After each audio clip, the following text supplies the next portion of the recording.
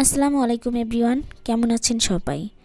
ঘরোয়া স্টাইলে অল্প কিছু উপকরণ দিয়ে বিয়েবাড়ির স্বাদকেও হার মানিয়ে দিবে এমনভাবে গরুর মাংস দিয়ে বিরিয়ানির একটি সহজ রেসিপি আপনাদের সাথে শেয়ার করব। আশা করি আমার এই রেসিপিটি আপনাদের কাছে অনেক ভালো লাগবে। চলুন তাহলে চলে যাই মূল রেসিপিতে। প্রথমে চুলায় একটা টপার বসিয়ে এর মধ্যে পরিমাণ মতো তেল দিয়ে নিয়েছি। এরপর আমি এই যে এখানে পেঁয়াজগুলো দিয়ে নিলাম। পেঁয়াজগুলো কিন্তু আমি একটু মোটা আর গোল করে কেটে নিয়েছি। এখন এর মধ্যে দিয়ে দিলাম দারচিনি আর এলাচ। এগুলো এখন কিছুক্ষণ নেড়েচেড়ে ভেজে নিব। এখন এর মধ্যে আমি 4 টেবিল পরিমাণ আদা রসুন বাটা দিয়ে দিব। আদা রসুনগুলো আমি কিছুক্ষণ সময় তেলের মধ্যে ভেজে নিব। এখন এর মধ্যে দিয়ে দিব 1 টেবিল চামচ লাল মরিচের গুঁড়া। মরিচের পরিমাণটা আপনারা আপনাদের স্বাদ অনুযায়ী বাড়িয়ে কমিয়ে দিতে পারেন, বা আপনারা যে পরিমাণের ঝাল খাবেন সেই ঝাল অনুযায়ী বাড়িয়ে কমিয়ে দিতে পারেন। এখন এর মধ্যে দিয়ে দিলাম পরিমাণ মতো লবণ, দিয়ে দিলাম রেডিমেড বিরিয়ানির মশলা। আমার কণ্ঠ শুনে কিন্তু আপনারা বুঝতে পারছেন আমার কিন্তু প্রচুর পরিমাণে ঠান্ডা লেগেছে।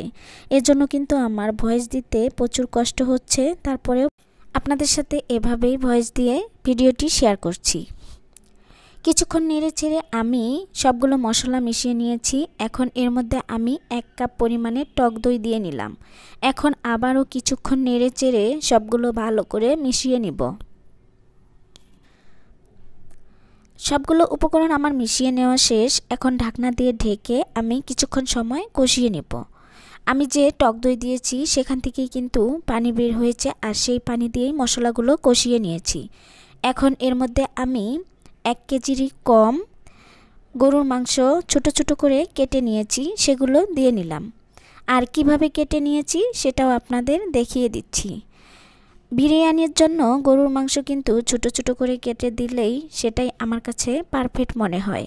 আর আপনাদের কাছে কিভাবে দিলে ভালো মনে হয় সেটা আমাকে অবশ্যই কমেন্ট করে জানাবেন। এখন আমি সব মশলার সাথেই গরুর মাংসগুলো ভালো করে মিশিয়ে নিচ্ছি।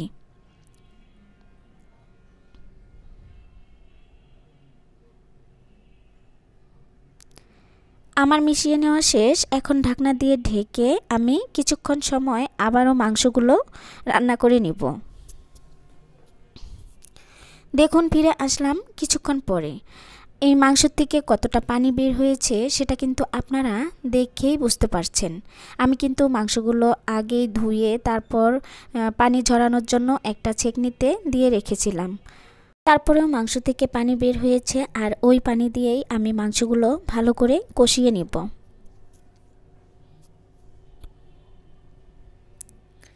দেখুন আবারও ফিরে আসলাম কিছুক্ষণ পরে।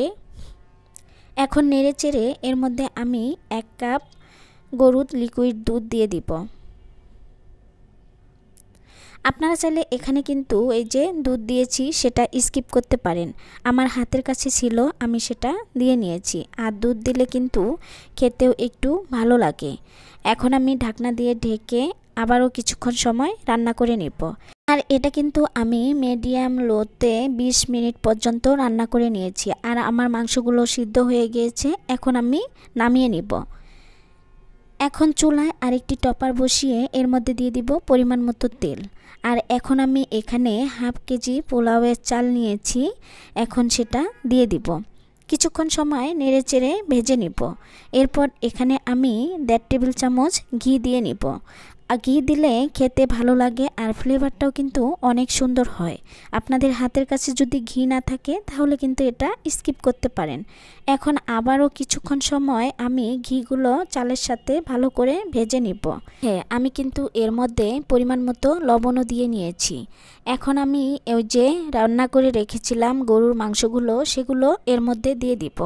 এক একজনে এক একভাবে বিরিয়ানি রান্না করে। আজকে আমি এভাবেই আপনাদের সাথে রান্না করে শেয়ার করব। আশা করি আমার এই সহজ বিরিয়ানি রেসিপিটি আপনাদের অনেক ভালো লাগবে। আর রেসিপি ভালো লাগলে অবশ্যই আমার চ্যানেলটি সাবস্ক্রাইব করে দিয়ে পাশে থাকা বেল আইকনটি অন করে রাখবেন। আর হ্যাঁ, আপনারা যদি অন্য কোনো রেসিপি দেখতে চান তাহলে অবশ্যই আমাকে কমেন্টে জানাবেন, আমি আপনাদের দেখানোর চেষ্টা করব। এখন আমি ভেজে নেওয়া চাল আর মাংসগুলো একসাথে ভালো করে মিশিয়ে নিব। আর এখানে দিয়ে দিব পরিমাণ মতো পানি। আপনারা যে পরিমাণের চাল নেবেন সেই পরিমাণের 2 ভাগ বেশি পানি দিয়ে নেবেন। আমি এখানে হাফ কেজি চাল নিয়েছি, 1 কেজি পরিমাণের পানি দিয়ে নিয়েছি। আর এখন এর মধ্যে দিয়ে দিব কয়েকটি কাঁচামরিচ।